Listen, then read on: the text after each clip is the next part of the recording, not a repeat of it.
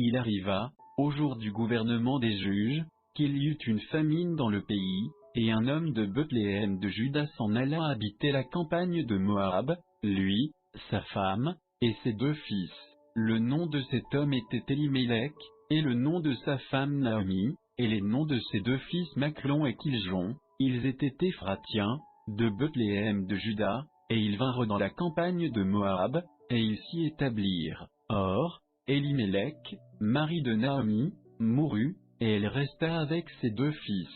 Ceux-ci épousèrent des femmes moabites, dont l'une s'appelait Orpa, et l'autre Ruth, et ils demeurèrent là environ 10 ans. Puis, Machlon et Kiljon étant morts aussi, cette femme demeura seule, privée de ses 2 fils et de son mari. Alors elle se leva avec ses belles-filles, pour s'en retourner de la campagne de Moab, car elle lui avait appris que l'Éternel avait visité son peuple, en lui donnant du pain. Elle sortit donc du lieu où elle avait demeuré, et ses 2 belles-filles avec elle, et elles se mirent en chemin pour retourner au pays de Juda. Et Naomi dit à ses 2 belles-filles, « Allez, retournez chacune à la maison de sa mère. L'Éternel vous traite avec bonté, comme vous avez fait à ceux qui sont morts, et à moi. L'Éternel vous fasse trouver du repos à chacune dans la maison d'un mari. » Et elle les baisa, mais elles élevèrent la voix et pleurèrent, et lui dirent, « Nous retournerons avec toi vers ton peuple. » Mais Naomi répondit, « Retournez,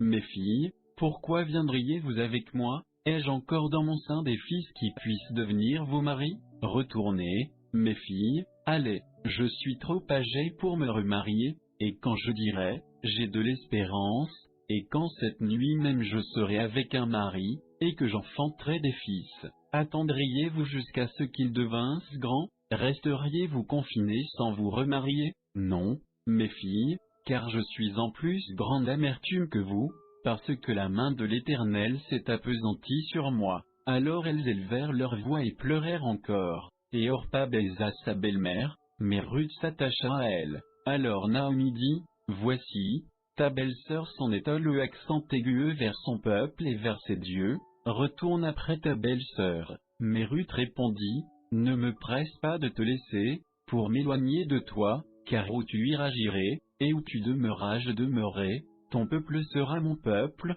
et ton Dieu sera mon Dieu. Où tu mourras je mourrai, et j'y serai enseveli. Que l'Éternel me traite avec la dernière rigueur, si autre chose que la mort me sépare de toi. » Naomi, voyant donc qu'elle était résolue d'aller avec elle, cessa de lui en parler, et elles marchèrent toutes 2 jusqu'à ce qu'elles arrivassent à Bethléem. Et comme elles entraient dans Bethléem, toute la ville fut émue à cause d'elles, et les femmes disaient, « N'est-ce pas Naomi? » Et elle leur répondit, « Ne m'appelez point Naomi, la belle, appelez-moi Mara, amère, car le Tout-Puissant m'a rempli d'amertume.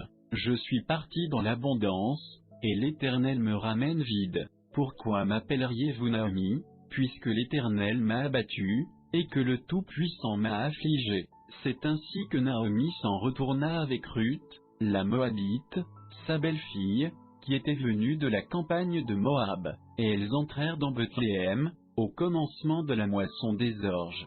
Or le mari de Naomi avait un père qui était un homme puissant et riche, de la famille d'Élimélec, son nom était Boz, et Ruth, la Moabite, dit à Naomi, « Laisse-moi aller au champ, et glaner des épis après celui aux yeux duquel j'aurai trouvé grâce. » Et elle lui répondit, « Va, ma fille. » Elle s'en alla donc, et vint glaner dans un champ, derrière les moissonneurs, et il se rencontra qu'elle était dans une portion du champ de Boz, de la famille d'Élimélec.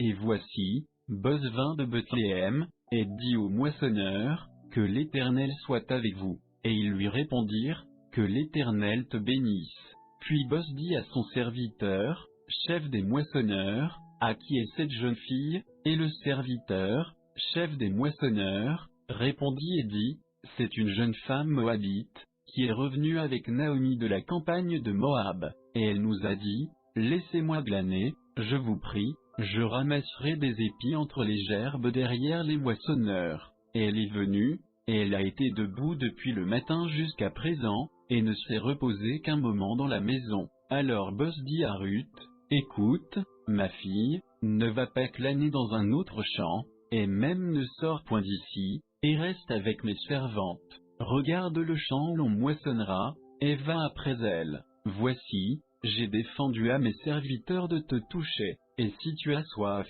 tu iras boire à la cruche, de ce que les serviteurs auront puisé. Alors elle se jeta sur sa face, se prosterna contre terre, et lui dit, comment ai-je trouvé grâce à tes yeux, que tu me reconnaisses, moi qui suis étrangère? Boz répondit, et lui dit, tout ce que tu as fait à ta belle-mère, depuis la mort de ton mari, m'a été entièrement rapporté, comment tu as laissé ton père, et ta mère, et le pays de ta naissance, et comment tu es venu vers un peuple que tu ne connaissais point hier, ni avant, que l'Éternel te rende ce que tu as fait et que ta récompense soit entière de la part de l'Éternel, le Dieu d'Israël, sous les ailes duquel tu es venu te réfugier. Et elle dit, mon Seigneur, je trouve grâce à tes yeux, car tu m'as consolé, et tu as parlé selon le cœur de ta servante, bien que je ne sois pas, moi, comme l'une de tes servantes.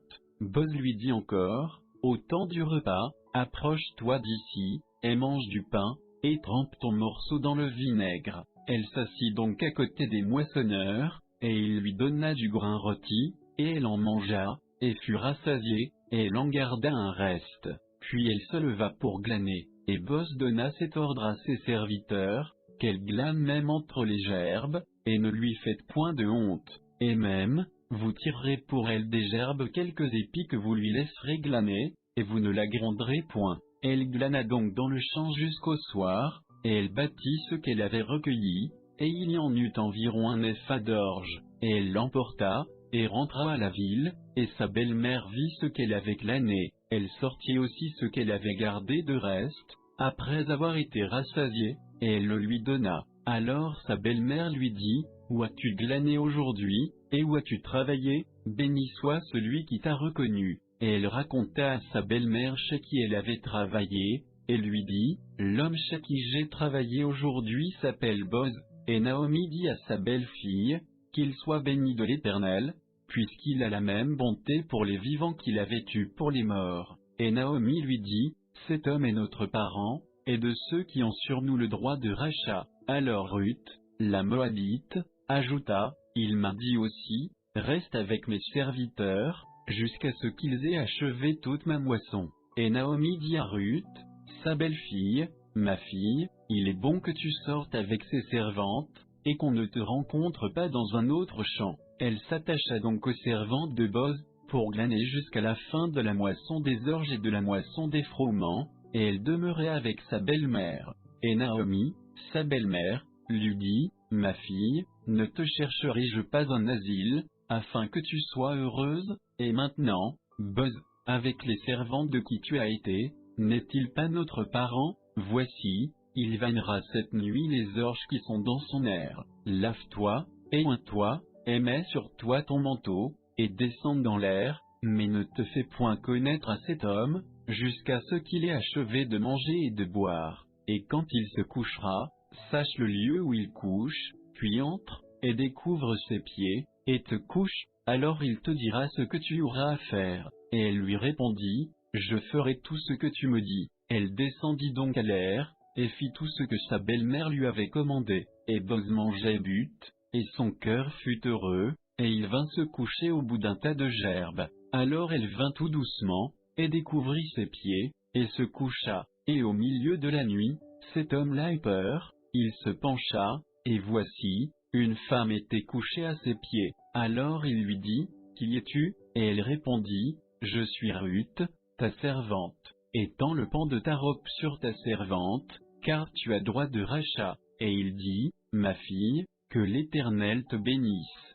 Cette dernière bonté que tu me témoignes est plus grande que la première, de n'être point le accent aigu après les jeunes gens, pauvres ou riches. Maintenant donc, ma fille, ne crains point, je ferai pour toi tout ce que tu me diras, car toute la porte de mon peuple sait que tu es une femme vertueuse. Et maintenant, il est très vrai que j'ai droit de rachat, mais il y en a un autre, qui est plus proche que moi. Passe ici cette nuit, et, au matin, si cet homme veut user du droit de rachat envers toi, à la bonne heure, qu'il en use, mais s'il ne lui plaît pas de te racheter, moi je te rachèterai, l'Éternel est vivant, reste couché jusqu'au matin. Elle demeura donc couchée à ses pieds, jusqu'au matin, et elle se leva avant qu'on pût se reconnaître l'un l'autre. Et Boz dit, qu'on ne sache pas qu'une femme est entrée dans l'air. Il lui dit encore, donne-moi le manteau qui est sur toi, et tiens-le. Et elle le tint, et il mesura 6 mesures d'orge, qu'il chargea sur elle, puis il rentra dans la ville. Puis Ruth revint chez sa belle-mère, qui lui dit, qui es-tu, ma fille? Et elle lui déclara tout ce que cet homme avait fait pour elle. Et elle dit, il m'a donné ces 6 mesures d'orge, car il m'a dit, tu ne retourneras point vide auprès de ta belle-mère. Et Naomi dit, ma fille, reste ici jusqu'à ce que tu saches comment la chose tournera, car cet homme ne se donnera point de repos qu'il n'ait aujourd'hui achevé cette affaire. Boz monta donc à la porte de la ville, et s'y assit, et voici, celui qui avait le droit de rachat, dont Boz avait parlé, vint à passer, et Boz lui dit, toi, un tel, détourne-toi, et assieds-toi ici. Et il se détourna, et s'assit. Alors il prit 10 hommes, d'entre les anciens de la ville, et il leur dit, asseyez-vous ici, et ils s'assirent. Puis il dit à celui qui avait le droit de rachat, Naomi, qui est revenue du pays de Moab, a vendu la portion d'un champ qui appartenait à Elimelech notre frère, et j'ai dit, je veux t'en informer et te dire, acquiers-la, en présence des habitants et des anciens de mon peuple, si tu veux la racheter, rachète-la, et si tu ne veux pas la racheter, déclare-le-moi, et que je le sache, car il n'y en a point d'autre avant toi qui ait le droit de rachat, et je l'ai après toi. Il répondit, je rachèterai. Alors Boz dit, au jour que tu acquéras le champ, de la main de Naomi et de Ruth, la Moabite, femme du défunt, tu acquéras aussi Ruth, pour conserver le nom du défunt dans son héritage. Et celui qui avait le droit de rachat dit, je ne saurais racheter, de peur que je ne perde mon héritage, toi, prends pour toi mon droit de rachat, car je ne puis pas racheter. Or, autrefois en Israël, en cas de rachat et de subrogation, pour confirmer la chose, l'homme ôtait son soulier et le donnait à son parent, cela servait de témoignage en Israël. Celui qui avait le droit de rachat dit donc à Boz, acquiers-le pour toi, et il ôta son soulier. Alors Boz dit aux anciens et à tout le peuple, vous êtes aujourd'hui témoins que j'ai acquis de la main de Naomi tout ce qui appartenait à Elimelech, et tout ce qui était à Kiljon et à Machlon, et que je me suis aussi acquis pour femme Ruth, la Moabite, femme de Machlon, pour conserver le nom du défunt dans son héritage, afin que le nom du défunt ne soit point retranché d'entre ses frères, et de la porte de sa ville. Vous en êtes témoins aujourd'hui. Et tout le peuple qui était à la porte, et les anciens, dirent, nous en sommes témoins. L'Éternel rende la femme qui entre en ta maison, semblable à Rachel et à Léa, qui tous deux ont bâti la maison d'Israël. Montre ta force en Ephrate, et fais-toi un nom dans Bethléem. Que la postérité que l'Éternel te donnera par cette jeune femme, rende ta maison semblable à la maison de Pharez, que Tamar enfanta à Juda. Ainsi Boz prit Ruth et elle fut sa femme, et il alla vers elle, et l'Éternel lui fit la grâce de concevoir, et elle enfanta un fils. Et les femmes dirent à Naomi, béni soit l'Éternel, qui ne t'a pas laissé manquer aujourd'hui d'un homme qui eut droit de rachat, puisse son nom être conservé en Israël, qu'il console ton âme, et qu'il soit le soutien de ta vieillesse, car ta belle-fille, qui t'aime, a enfanté, et elle te vaut mieux que 7 fils. Alors Naomi prit l'enfant, et le mit dans son sein, et elle lui tenait lieu de nourrice. Et les voisines lui donnèrent un nom, et dirent, un fils est né à Naomi, et elles l'appelèrent Obed, ce fut le père d'Isaïe, père de David. Or, ce sont ici les générations de Pharez. Pharez fut père de Hétzron, Hétzron fut père de Ram, Ram fut père d'Aminadab, Aminadab fut père de Naashon, Naashon fut père de Salmon, Salmon fut père de Boz, Boz fut père d'Obed, Obed fut père d'Isaïe, et Isaïe fut père de David.